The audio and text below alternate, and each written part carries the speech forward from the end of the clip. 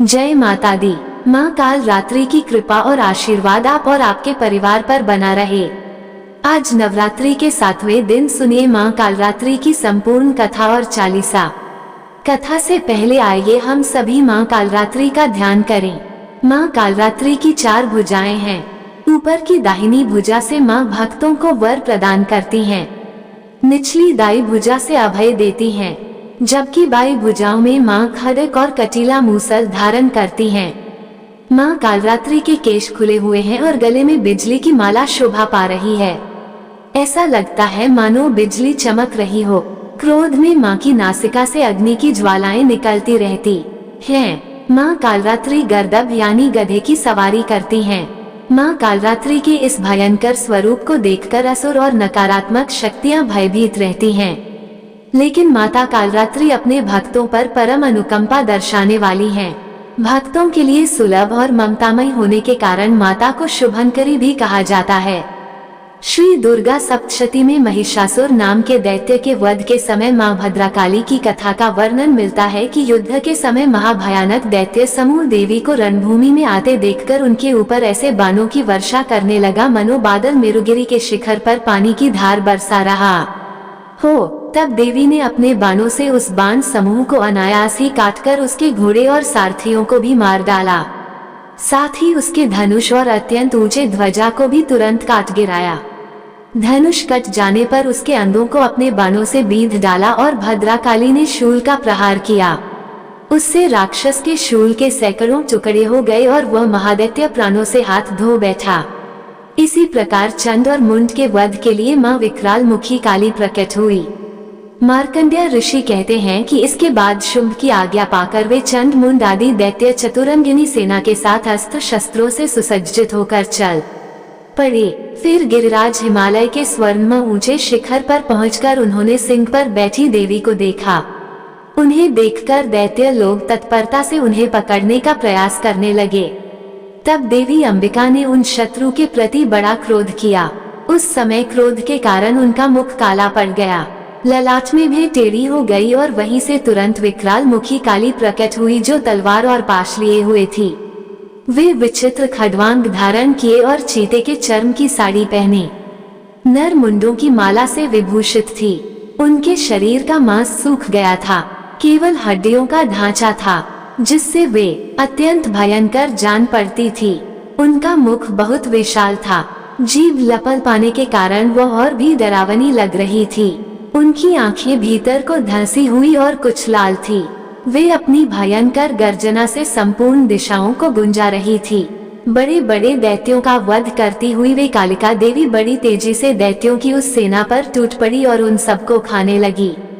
तीनों लोकों में राक्षस, शुंभ, निशुंभ और रक्तबीज दैत्य ने हाहाकार मचा रखा था। सभी देवता गण चिंतित थे। सभी देवी देवता मिलकर भगवान शिव के पास गए और रक्षा की प्रार्थना की। तब महादेव ने मां पार्वती से असुरों का संहार कर अपने भक्तों की रक्षा करने के लिए कहा। इसके बाद माता पार्वती ने दुर्गा जी का रूप धारण किया और शुंभ निशुंभ का वध कर दिया। अब देवी के सामने असली चुनौती राक्षस रक्तबीज ने पेश की। जैसे ही माँ दुर्गा रक्तबीज को मारती और उसके खून की बूंदें धरती पर गिरती, वैसे ही उसके ही जैसे लाखों रक्तबीज पैदा हो जाते, जिससे माता क्रोधित हो गई। उनका वर्ण शामल हो गया और इसी स्वरूप से माँ कालरात्रि का प्रकट हुआ। दैत्य रक्तबीज एक ऐसा दानव था जिसे यह वरदान मिला हुआ था कि जब जब उसके रक्त की एक बूंद भी धरती पर गिरेगी, तब हर बूंद से एक नया रक्तबीज जन्म ले लेगा, जो कि रूप और शक्ति में उसी के समान होगा। ऐसे में माँ कालरात्रि ने रक्तबीज की गर्दन काटकर उसे खप्पर में रख लिया ताकि रक्त की बूंदें नीचे ना गिरे और उसका सारा खून पी गई। और इस प्रकार देवी ने रक्तबीज की एक भी रक्त की बूंद धरती पर नहीं गिरने दी। रक्तबीज दैत्य के रक्त से उत्पन्न हुए जितने भी रक्तबीज थे वे सब माँ की जिह्वा पर उत्पन्न होते गए और माँ उन सबको भक्षण करती गई। इस प्रकार रक्तबीज दैत्य शक्तिहीन हो गया और फिर माँ काली ने रक्तबीज का वध कर दिया। इस प्रकार माँ काली सदैव अपने भक्तों की रक्षा के लिए तत्पर रहती हैं। प्रेम से बोलिए माँ कालरात्रि की जय। प्रिय श्रोताओं, अब आपको सुनाते हैं माँ वैष्णवी देवी की कथा। त्रेता युग में जब पृथ्वी पर रावण, खरदूषण, त्रिशिरा, ताड़का आदि राक्षसों ने अपने अत्याचारों से धर्मात्मा, साधु सज्जनों का भी जीना दुर्लभ कर दिया था।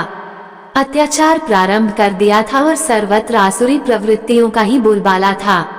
उस समय भगवती महाकाली, महालक्ष्मी तथा महासरस्वती, सावित्री एवं गायत्री आदि महाशक्तियों ने एक स्थान पर एकत्र होकर पृथ्वी पर धर्म की रक्षा के लिए अपने सम्मिलित तेज से एक दिव्य शक्ति को जन्म देने का निश्चय किया।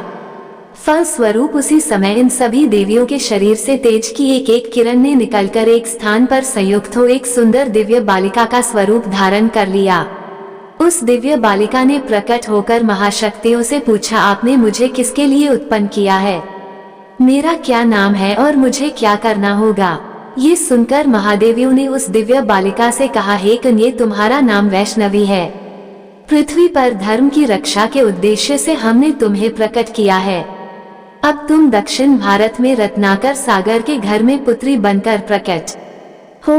वहाँ तुम भगवान विष्णु के अवतार भगवान श्री रामचंद्र जी की पत्नी सीता का रावण द्वारा हरण करने पर उनकी रक्षा करना।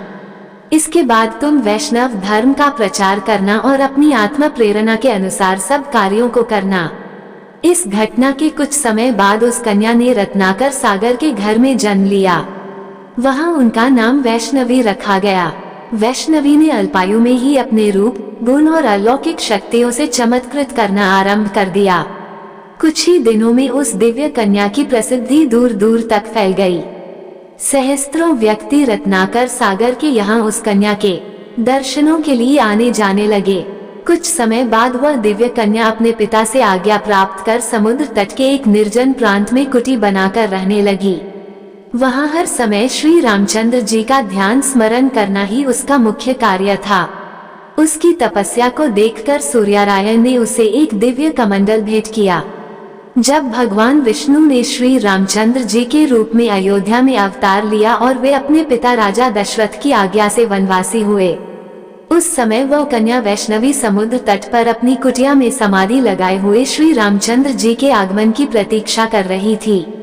रावण के द्वारा सीता जी का हरण कर लिया जाने पर श्री रामचंद्र जी वानर भालवों की सेना को साथ लेकर जब लंका जाने के लिए समुद्र तट पर पहुंचे तो वहां उन्होंने उस समाधिमान कन्या को भी देखा। श्री रामचंद्र जी उसकी कुटिया में गए। रामचंद्र जी के पहुंचने से वैष्णवी की समाधि भंग हो गई।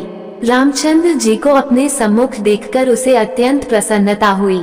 विधिवत स्वागत सत्कार करने के बाद उसने श्री रामचंद्र जी की स्तुति प्रार्थना की। जब रामचंद्र जी ने उस कन्या से तपस्या करने का कारण और उसका परिचय पूछा तो उसने उत्तर दिया, हे प्रभु, मैं रत्नाकर सागर की पुत्री वैष्णवी हूँ। मैंने आपको पति रूप में प्राप्त करने का संकल्प किया है और इसी के लिए मैं इतने दिनों से तपस्या कर रही थी। अब कृपा करके आप मुझे अपनी पत्नी के रूप में स्वीकार करें। ये सुनकर रामचंद्र जी ने कहा, हे सुंदरी, अपने इस अवतार में मैंने एक पत्नीव्रत होने का संकल्प धारण किया है। फिर भी तुम्हारी तपस्या का फल तुम्हें प्राप्त होगा। अतः मैं ये शर्त रखना चाहता हूँ कि रावण का वध करने के उपरांत मैं किसी दिन तुम्हारी इस कुटिया पर वेश बदल कर आऊंगा। उस समय यदि तुम मुझे पहचान लोगी तो मैं तुम्हें पत्नी के रूप में ग्रहण कर लूंगा, अन्यथा जो दयाव इच्छा होगी। इतना कहकर श्री रामचंद्र जी वहां से चले गए और वैष्णवी पहले की तरह समाधस्थ हो गई। रावण का वध करने के बाद जब श्री रामचंद्र जी अयोध्या वापस लौट आए तो एक रात स्वप्न में उन्होंने उस समुद्र तटवासिनी कन्या को देखा और उस स्वप्न के कारण श्री राम जी को अपने दिए हुए वचन की याद आई। फलतः एक दिन वे अपने भाई लक्ष्मण जी के साथ एक वृद्ध साधु का वेश बनाकर वैष्णवी की कुटिया में पहुँचे। उस रूप में वैष्णवी उन्हें पहचान नहीं पाई। तब रामचंद्र जी ने स्वयं ही अपना परिचय देते हुए कहा, हे देवी देव को ये स्वीकार नहीं है कि वो मेरे संकल्प की पूर्ति ना होने दें। इस अवतार में मैं एक पत्नी व्रत ही रहना चाहता था, इस कारण तुम मुझे इस बदले हुए वेश में नहीं पहचान सकी। इसमें तुम्हारा कोई दोष नहीं है, विधाता का विधान ही ऐसा था। जब श्री रामचंद्र जी के मुख से इन शब्दों को सुना तो वैष्णवी अत्यंत दुखी होने लगी और पश्चाताप करने लगी। तब श्री राम जी ने आश्वासन देते हुए कहा, हे कल्याणी, तुम मन में दुखी मत हो। कलयुग में जब मेरा कल्कि अवतार होगा तब मैं तुम्हें अपनी शक्ति के रूप में ग्रहण करूंगा। उस समय तक के लिए तुम उत्तर भारत में मनिक पर्वत के 3 शिखरों वाले त्रिकुट पर्वत की उस श्रम गुफा में, जिसमें 3 महाशक्तियों का निवास है और शीतल जल सदैव प्रवाहित होता रहता है, जाकर तपस्या करो। वहाँ मेरे सेवक हनुमान, जामवंत, नल, नील आदि तुम्हारे प्रेरी रहेंगे। उस स्थान पर सभी लोग तुम्हारे दर्शनों को पहुँचा करेंगे और संपूर्ण भारत में तुम्हारी ख्याति और महिमा फैलेगी। तुम उस क्षेत्र में रहकर आसुरी वृत्ति वाले दुष्ट राजा भैरव का संहार करके धर्म का प्रचार करना। सूर्यनारायण ने तुम्हें जो दिव्य कमंडल दिया है, उससे तुम्हें सब प्रकार के भोजन और कंद, मूल, फल आदि की प्राप्ति होती रहेगी। ये कहकर श्री रामचंद्र जी अयोध्या चले गए। तब वैष्णवी भी त्रिकूट पर्वत पर जाकर निवास करने लगी। वैष्णवी देवी ने उस क्षेत्र में देवी संपत्ति तथा वैष्णव धर्म का प्रचार करना आरंभ कर दिया। कलयुग आने पर उस क्षेत्र में भैरवली नामक एक दुष्ट राजा ने सतलुज से लेकर झेलम नदी तक अपना साम्राज्य स्थापित कर लिया। वह आसुरी भावों से संपन्न तथा वैष्णव धर्म का घोर विरोधी था। वैष्णव धर्म के अनुयायियों पर वह तरह तरह के अत्याचार किया करता। उसके कारण उस क्षेत्र के निवासी भगवत भक्तों में हाहाकार मच गया। वैष्णवी देवी ने जब ये हाल देखा तो उन्होंने भैरव बलि के विरुद्ध समस्त वैष्णवों को एकत्र करके भगवत भक्ति के प्रचार का आंदोलन प्रारंभ कर दिया। भगवती के चमत्कारों को देखकर सहस्त्रों व्यक्ति उनके अनुयायी बन गए और भगवती की प्रसिद्धि और चमत्कारों की चर्चा जब भैरव बलि के कानों में पहुंची तब उसने भगवती की परीक्षा लेने का निश्चय किया। फिर एक बार देवी भगवती ने क्षेत्र के निवासियों को एक भंडारा दिया। उस भंडारे में सहस्त्रों व्यक्ति सम्मिलित हुए। देवी ने अपने दिव्य कमंडल में से तरह तरह के स्वादिष्ट भोजन से सभी को संतुष्ट किया। भैरवलीन भी उस भंडारे में गुप्त रूप से सम्मिलित हुआ था। उसने जब देवी के चमत्कार और सौंदर्य को देखा तो वह उन पर मोहित हो गया और उसने मन ही मन निश्चय कर लिया कि मैं तो इस सुंदरी को ही अपनी पत्नी बनाऊंगा। वहां से लौटकर भैरवली ने अपने दूत के द्वारा भगवती के पास ये समाचार भिजवाया कि राजा भैरवली तुम्हारे साथ विवाह करना चाहते हैं, इसलिए तुम उनके प्रस्ताव को स्वीकार कर लो। भगवती ने इस प्रस्ताव को ठुकराते हुए दूत को उत्तर दिया कि भैरव बलि अत्याचारी तथा अधर्मी है और मैं उसका सर्वनाश करके रहूंगी। दूत के मुख से भगवती के कहे हुए इन शब्दों को सुनकर भैरव बलि अत्यंत क्रोधित हो गया। उसने अपनी सेना लेकर भगवती से युद्ध करने का निश्चय किया। उधर भगवती ने भी अपने सैनिकों की व्यूह रचना कर भैरव बलि को दंड देने की ठान ली। कुछ समय बाद भैरव बलि के सैनिकों ने भगवती के ऊपर आक्रमण कर ही दिया। भगवती ने उसकी सेना को मार भगाया और उसके बाद वे स्वयं माई देवा नामक स्थान से हटकर भूमिका अर्थात भूमि नामक स्थान पर चली गई। भैरव बलि ने भूमिका में भी अपनी एक सैनिक टुकड़ी को भेजा तो देवी ने उसे भी पराजित कर दिया। उन्हीं दिनों देवी ने रियासी और सलाल नामक स्थानों को भैरव बलि के राज्य से मुक्त करवा लिया। भूमिका के बाद देवी ने चरण पादुका नामक स्थान पर अपना शिविर लगाया। वहां से चलकर आदि कुमारी नामक स्थान पर वे कुछ दिनों तक रही। आदि कुमारी में भगवती ने अपने सैनिकों का जलकष्ट दूर करने के लिए एक सूखे तालाब को सुस्वादु जल से परिपूर्ण कर दिया जो अभी तक विद्यमान है। भैरवली ने अपने सैनिकों के साथ इस स्थान पर तीनों ओर से चढ़ाई कर दी। इस स्थान पर जो भयंकर युद्ध हुआ उसमें भैरवली के असंख्य सैनिक और सेनापति हताहत हुए। इसके बाद भगवती ने गर्भ गुफा में अपना डेरा डालकर युद्ध का संचालन किया। परिणाम स्वरूप इस क्षेत्र में भैरव बलि और भगवती के सैनिकों में कदम कदम पर युद्ध होने लगे। आदि कुमारी के बाद सांची छत और भैरव टाप पर भैरव बलि को इतनी बड़ी पराजय मिली कि कुछ दिनों के लिए उसे युद्ध बंद करना पड़ा। इसी बीच भगवती ने कितवाड़, रामनगर तथा भद्रवाहा आदि अनेकों स्थानों को भैरव बलि के साम्राज्य से मुक्त कराकर वहां पर अपना शासन स्थापित कर लिया और करथला, पिंगला, राजेश्वरी आदि देवियों को इन स्थानों का शासन करने के लिए नियुक्त कर दिया। भैरव बलि के साम्राज्य में केवल सतलुज का क्षेत्र बच गया। कुछ दिनों के बाद युद्ध बंद रखकर उसने एक बार फिर से नए सिरे से अपनी सेना संगठित की। इस बीच भगवती उस गुफा में जाकर निवास करने लगी थी, जिसे आजकल वैष्णो देवी दरबार की पवित्र गुफा कहा जाता है और जिसमें रहकर तपस्या करने के लिए रामचंद्र जी ने भगवती को आदेश दिया था। कुछ समय बाद भैरवबली ने अपनी सेना इकट्ठी करके उस गुफा पर आक्रमण कर दिया। जिस समय उसने गुफा के भीतर प्रवेश करना चाहा, उसी समय भगवती ने अपने चक्र द्वारा उसका सिर काट डाला और चक्र से कटा हुआ भैरवबली का मस्तक उस स्थान से लगभग 2 मी की दूरी पर जा गिरा और वो वहीं गुफा के दरवाजे पर पड़ा रहा। इसके बाद देवी भैरव के कटे हुए मस्तक के पास जाकर बोली, अरे दुष्ट, इतने दिनों तक मैं तुझे खेल खिलाती रही थी, परंतु तू अपनी दुष्टता से बाज नहीं आया। अब इस स्थिति को प्राप्त होने के बाद तेरी क्या इच्छा रह गई, उसे भी कह दे। भगवती द्वारा इस प्रकार कहे जाने पर भैरवबली के मस्तक ने अत्यंत पश्चाताप प्रकट करते हुए कहा, हे देवी, मैं मूल माया के वशीभूत होकर आपकी महिमा को नहीं जान पाया, जिसका फल मुझे प्राप्त हो चुका है। अब मेरी बस यही प्रार्थना है कि आप कृपा करके मेरे समस्त अपराध को क्षमा कर दें। हे माता, पुत्र कुपुत्र हो सकता है, परंतु माता कभी कुमाता नहीं होती। आप मुझे अपनी शरण में जानकर सद्गति प्रदान करें और हे माते, ऐसा आशीर्वाद दें जिससे मुझ पापी को इस संसार में भी यश की प्राप्ति हो सके। भैरव के इस विनीत वचनों को सुनकर भगवती वैष्णवी ने दयालु होकर उससे कहा, हे भैरव, तुम्हारी आसुरी भावना अब नष्ट हो चुकी है और तुमने शुद्ध आत्मा से प्रायश्चित प्रकट करके मुझसे प्रार्थना भी की है। मैं तुम्हें यह वर देती हूँ कि भविष्य में मेरी पूजा के लिए जो लोग इस स्थान पर मेरे दर्शनों के लिए आएंगे, वे तुम्हारी भी पूजा करेंगे और वे मेरे दर्शनों के बाद तुम्हारे भी दर्शन करेंगे। इससे उनकी यात्रा सफल होगी और जो लोग तुम्हारे दर्शन नहीं करेंगे, उनकी यात्रा सफल नहीं होगी। इतना कहकर भगवती पुनः अपनी गुफा में जा विराजी और भगवान श्री राम के ध्यान में समाधिस्थ हो गई। भैरव का कटा हुआ मस्तक भी उसी स्थान पर पत्थर बन गया। भैरव का जो धड़ माता की गुफा के दरवाजे पर गिरा था, वह भी पत्थर का हो गया।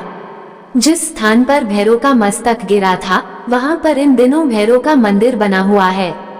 भगवती वैष्णवी की गुफा की यात्रा करने वाले भक्त माता के दर्शन करने के बाद लौटते समय भैरव मंदिर के भी दर्शन करते हैं, परंतु माता के दर्शनों से पहले भैरव मंदिर के दर्शन नहीं किए जाते। ऐसी मान्यता है। भगवती वैष्णवी अपनी पवित्र गुफा में समाधिस्थ होकर भगवान श्री राम का ध्यान कर रही हैं और कल की अवतार होने की प्रतीक्षा में हैं। पवित्र गुफा में जो 3 पिंडियां हैं, वे भगवती महाकाली, महालक्ष्मी और महासरस्वती के प्रतीक हैं। भगवती वैष्णवी सीता जी के अंश से उत्पन्न हुई हैं, इसलिए वे भगवती महालक्ष्मी जी की ही प्रतिरूप हैं। गुफा में स्थित पिंडियों में बीच वाली पिंडी भगवती महालक्ष्मी जी की है। उसी को भगवती वैष्णवी भी कहा जाता है और भक्त जनों को वैष्णो माता के नाम से उस पिंडी के दर्शन कराए जाते हैं। वैष्णो शब्द वैष्णो देवी का ही अपभ्रंश नाम है। क्षेत्रीय भाषा के अनुसार भगवती वैष्णवी देवी ही वैष्णो देवी के नाम से प्रसिद्ध है। कलयुग के अंत में भगवान विष्णु जब कल की अवतार लेंगे, उस समय यही भगवती वैष्णवी देवी उनकी मुख्य शक्ति होंगी। उस समय वे दुष्टों का संहार करके संसार में धर्म की स्थापना तथा अधर्म का विनाश करेगी। जो श्रद्धालु भक्त वैष्णो देवी दर्शन करने जाते हैं, उनकी सभी मनोकामनाएं देवी माँ पूर्ण करती हैं। सभी प्रेम से बोलिए, माँ वैष्णवी देवी की जय। अब सुनिए श्री दुर्गा चालीसा पाठ आरती और क्षमा याचना। नमो नमो दुर्गे सुख करनी, नमो नमो अम्बे दुख हरनी, निरंकार है ज्योति तुम्हारी, तेहु लोक फैली उजियारी, शशील लाट मुख महाविशाला, नेत्र लाल भरिकुटी विकराला, रूप मातु को अधिक सुहावे, दर्श करत जन अति सुख सुख पावे, तुम संसार शक्ति ले कीना, पालन हेतु अन्न धन दीना, अन्नपूर्णा हुई जगपाला, तुम ही आदि सुंदरी बाला, प्रलय काल सब नाशन हारी, तुम गौरी शिव शंकर प्यारी, शिव योगी तुम्हारे गुण गावे, ब्रह्मा विष्णु तुम्हें नित ध्यावे, रूप सरस्वती को तुम धारा दे, सुबुद्धि ऋषि मुनि ने उबारा, धर रूप नरसिंह को अम्बा प्रगट भई, फाड़कर खम्बा रक्षा कर प्रहलाद बचा, हिरनाकुश को स्वर्ग पठायो, लक्ष्मी रूप धरो जगमाही, श्री नारायण अंग समाहि शीर सिंधु में करत विलासा दया सिंधु दीजे मन आशा हिंग लाज में तुम ही भवानी महिमा अमित न जात बखानी मातंगी अरध मावती माता भुवनेश्वरी बगला सुखदाता श्री भैरव तारा जग तारणी छिन भाल भव दुख निवारणी के हरि वाहन सो भवानी लांगुर वीर चलत अगवानी कर में खप्पर खटक विराजे जाको देख काल डर भाजे सोहे अस्त्र और त्रिशूला जात उठता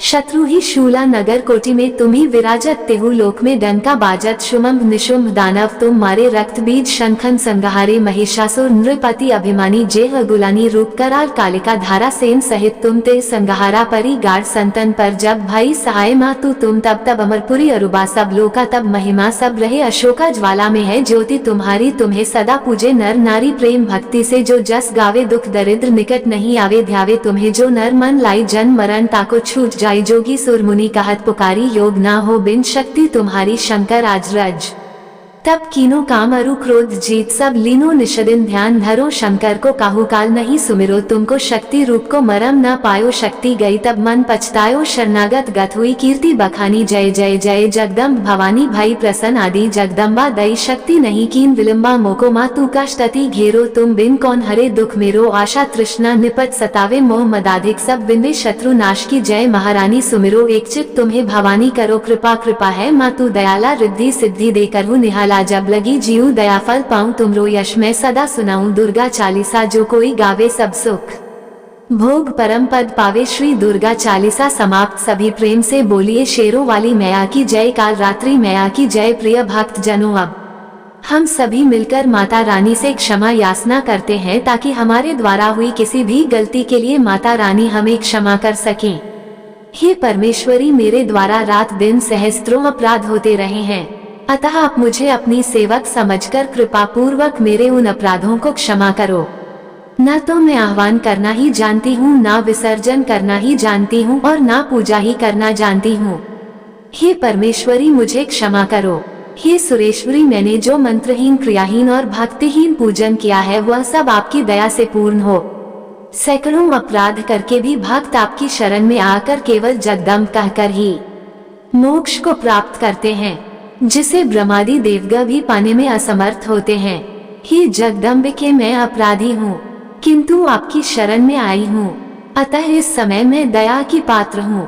आप जैसा चाहो वैसा करो। अज्ञानवश या बुद्धि भ्रम होने के कारण भूल से मैंने जो कुछ भी कम या अधिक कर दिया हो हे देवी हे परमेश्वरी सब अपराध क्षमा करो और प्रसन्न हो। हे जगन माता हे कामेश्वरी सच्चिदानंद स्वरूपिणी परमेश्वरी आप प्रेम पूर्वक मेरी यह पूजा स्वीकार करो और मुझ पर प्रसन्न हो। आप गुप्त से भी गुप्त वस्तु की रक्षा करने वाली हो। आप मेरे किए हुए इस जप को ग्रहण करके मेरे सभी अपराधों को क्षमा करो। हे देवी हे महेश्वरी आपकी कृपा से मुझे सिद्धि की प्राप्ति हो। प्रेम से बोलिए जय माता दी।